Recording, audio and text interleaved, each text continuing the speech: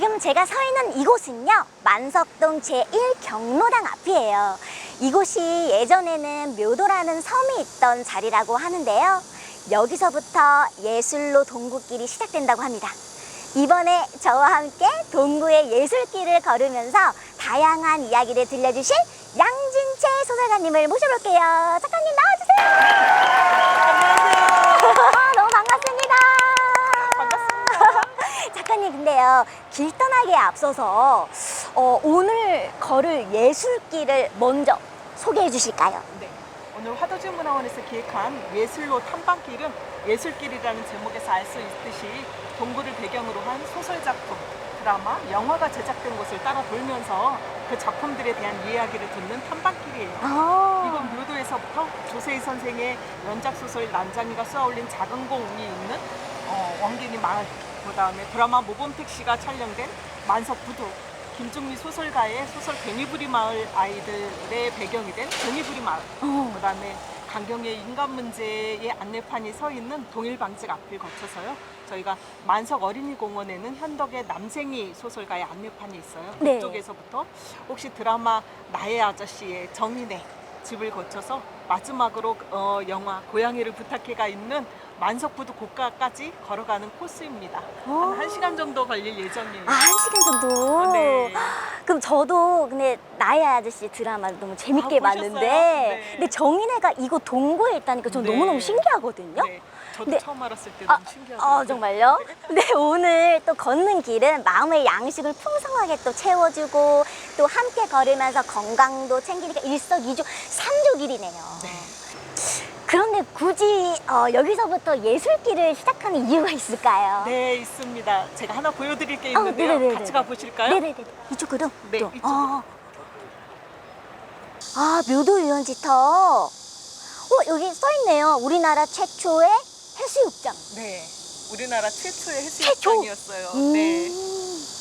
네, 이쪽 1906년에 이나다라는 일본인이 좀 돈을 벌어볼 생각으로 네. 지금의 이 만석동 일대의 땅을 대부분 다 사요. 오. 그래서 이쪽 묘도에 이 해수욕장을 만들고 저 언덕 위로 팔경원이라는 호텔, 전망 좋은 호텔도 만들고 유락 시설을 만드는 거예요. 네. 그러니까 호텔과 유락 시설과 해수욕장까지 만들었죠.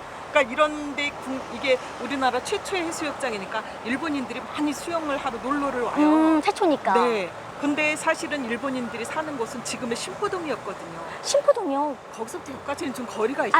뭐 그러니까 조금. 처음에는 좀 뭔가 신기해서 호텔이나 유원지, 유락시설을 즐기러 왔다가 점점점 이렇게 찾는 사람이 좀 줄어드는 와중에 또 월미도 해수욕장을 개장을 하게 된 거예요. 그러니까 그쪽이 훨씬 지금도 월미도 유원지가 있듯이 훨씬 넓으니까 많은 사람들이 그쪽으로 가게 되니까 점차 찾는 이가 줄어들고 그 와중에 지금의 동일방직, 당시에는 동양방적이었는데요. 네네네. 이쪽 일대를 다 매립을 해서 공장을 세워요.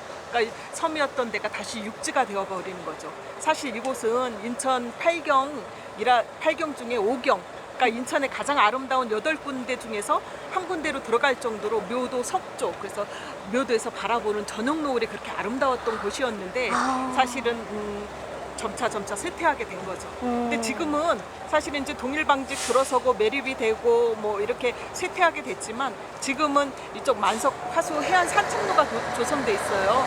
몇 년 전에 동구청에서 조성했는데요. 저쪽으로 좀 걸어가 보면 그 당시에 묘도 석조는 볼 수 없지만 네. 그 당시에 그 느낌대로 노을 지는 풍광을 바라볼 수 있지 않을까 하는 생각을 합니다. 그래서 많은 분들이 이 만석 화수 해안 산책로를 같이 걸어도 좋지 않을까 하는 생각을 합니다.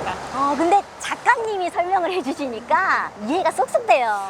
여기가 최초의 해수욕장이라고 몇 년 전까지만 해도 부산의 송도 해수욕장이 최초의 해수욕장이다라고 했었는데 이 묘도 해수욕장의 자료가 발견되면서 인천의 우리나라의 최초의 해수욕장이 이 인천의 이 동구의 묘도 해수욕장이었다라는 근거가 발견이 된 거죠.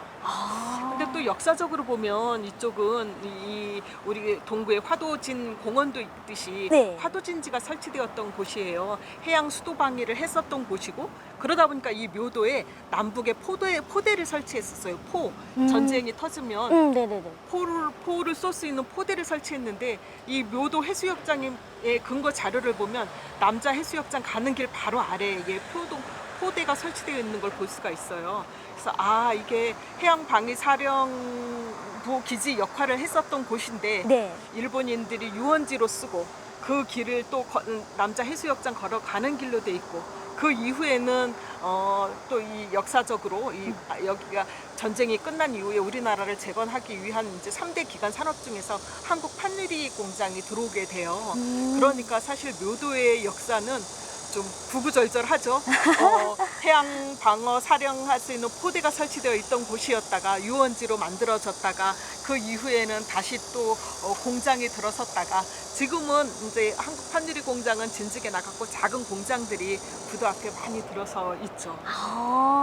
이 동구가 조선인들이 많이 모여 네. 살던 곳이니 이곳 묘도도 이제 시기마다 많이 변할 것 같아요. 네, 네. 그래서 여기부터 예술로 동국길을 시작을 하려고 하고요. 네. 이게 딱 예술하고 연관은 없지만 그 당시의 문화나 이런 것을 같이 알 수 있는 내용이기 때문에 여기서부터 같이 모여서 이제 첫 번째 조세희 선생의 난쟁이가 쏘아올린 작은 공 소설이 있는 원갱이 마을 쪽으로 같이 가보면 좋을 것 같아요. 그래 볼까요? 가보실까요? 네네, 가보시죠.